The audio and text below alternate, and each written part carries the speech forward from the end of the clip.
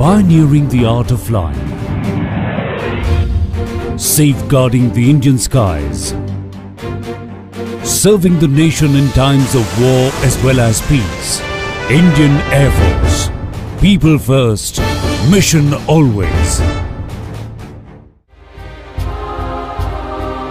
Ever since its establishment in 1932, every challenge has been an opportunity for the Indian Air Force. Every obstacle has been a chance for the Indian Air Force to prove its mettle.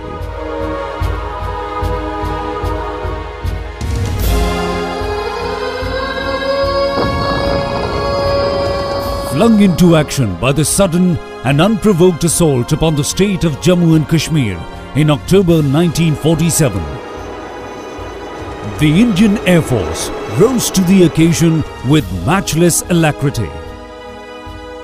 The air bridge between Srinagar and Delhi, established by the Indian Air Force as the raiders poised for their final sweep through the valley, helped save the state of Jammu and Kashmir for India. Though not called upon to employ in an offensive role, the Sino-Indian border conflict of 1962 saw the Indian Air Force adequately fulfill its limited role of providing transport and logistic support to our troops all along the Himalayan borders. 1965 war with Pakistan was the next big challenge for the Indian Air Force, as the enemy ground forces intruded into the Chamb-Joria sector at 1600 hours on the 1st of September. Air Marshal Arjan Singh, the then Chief of Air Staff, was asked by the Defence Minister as to how soon the Air Force could render support to the Army, and he replied, within an hour. The words were kept as 4 vampires delivered their rockets on enemy Patton tanks. 26 sorties by Indian Air Force, missed air and vampire aircraft were launched on the opening day of war in the sector, destroying a large number of enemy tanks, guns, vehicles and effectively halting enemy armour offensive. On the 3rd of September, the first enemy aircraft, the formidable F-86 Sabre jet, was shot down by the much smaller Nat, piloted by Flight Lieutenant Trevor Keeler, earning the Nat the nickname Sabre Killer. By the 6th of September, the enemy's ambitious operation Grand Slam had been slammed shut. In sheer desperation, they launched a preemptive strike against Indian Air Force bases at dusk. It was time to take the war to the enemy.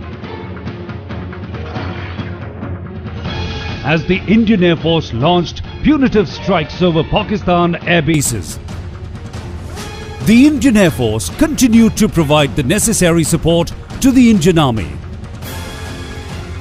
It did close air support, fighter sweeps, interceptions, interdictions and counter-air operations. The Indian Air Force carried out almost 4,000 sorties in the western sector and dropped 335 tons of bomb load. The enemy suffered an estimated loss of 43 aircraft, a large number of tanks and vehicles. The credit goes to the valiant air warriors.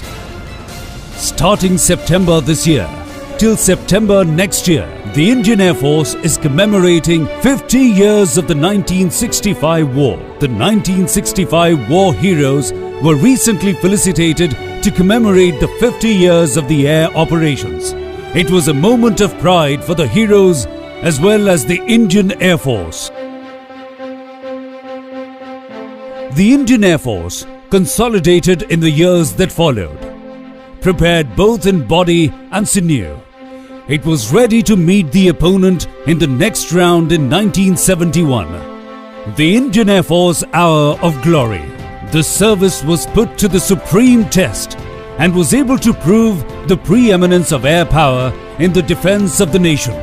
To recall, After the surrender by Lieutenant General A.A.K. Niazi and his 92,000 troops, when asked why he had surrendered when his army was still intact, he pointed at the pilot's wings on an Indian Air Force officer's uniform and said, "Because of this, you, the Indian Air Force."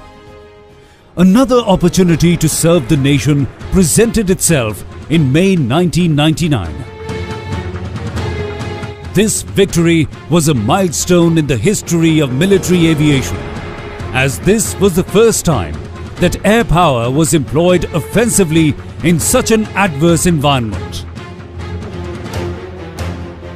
The Indian Air Force has embarked upon a modernization drive and improved its capabilities in aerial combat aircraft as well as radar coverage. Most of our newly acquired aircraft are now fully operational. Among the latest inductions, Mi-17 V5 is now successfully used for night operations. Recently it carried out operations in the Glacier. Pilatus trainer aircraft is now being used for Stage 1 training of the Indian Air Force budding pilots. The formidable C-130 and C-17 have proved to be major shot in the arm for the Indian Air Force transport fleet.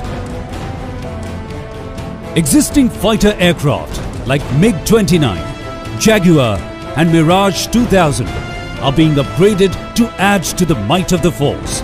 There are many inductions planned for the future to strengthen the force. These include light combat aircraft, medium multi-role combat aircraft, very heavy transport aircraft, replacement for Avro aircraft, the attack helicopters and heavy lift helicopters. A trusted partner of air warriors and the workforce of the Indian Air Force, the MiG-21 FL Type 77 was phased out in 2013, an emotional moment indeed. The Indian Air Force continues to do yeoman service in disaster relief operations. The Indian Air Force played an important role during the devastating flood in Uttarakhand. In just 65 days, the Indian Air Force airlifted 23,892 civilians and carried 800 tons of valuable relief material.